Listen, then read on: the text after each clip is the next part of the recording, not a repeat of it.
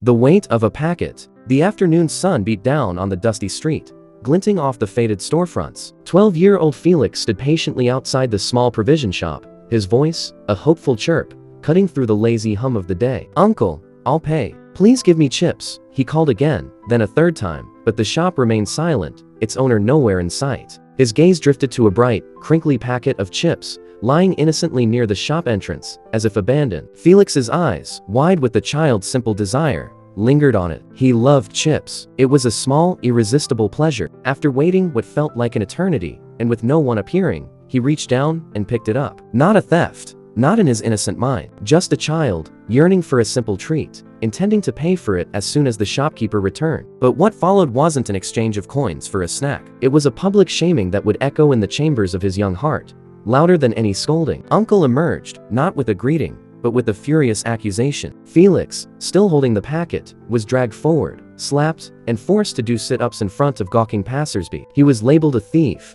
his small frame trembling under the weight of an accusation he couldn't comprehend. Even his mother, Annie, summoned in the heat of the moment, added to the sting, her voice, sharp with a mix of frustration and embarrassment. She scolded him, not knowing that her words, spoken in the raw anger of the moment, would be her last to him. Felix walked home, the shame clinging to him like a shroud. He went into his room, the familiar space suddenly feeling alien, and locked the door behind him. In the quiet solitude, he picked up a pen. His small hand, still perhaps smelling faintly of the chips he had never truly tasted, began to write. "Ma, I am not a thief. Uncle wasn't there. I waited. I saw a packet lying on the road and picked it up. I love chips. These are my final words before leaving. Please excuse me for this act." The words were a desperate plea for understanding, a fragile defense of his tarnished innocence. A 12-year-old boy, driven to the ultimate act by the crushing weight of public humiliation, by a label that felt heavier than his own small life. This story connects us to two passages in the Bible. "Do not judge, or you too will be judged," Matthew 7:1. The shopkeepers and even Felix's mother's hasty judgment of Felix as a thief without fully understanding the situation reflects the biblical caution against judging others. The consequences of this judgment are severe and ultimately tragic in Felix's case, as well as the importance of listening and understanding Proverbs 18:13. The tragic outcome might have been different if Felix's side of the story had been heard and understood.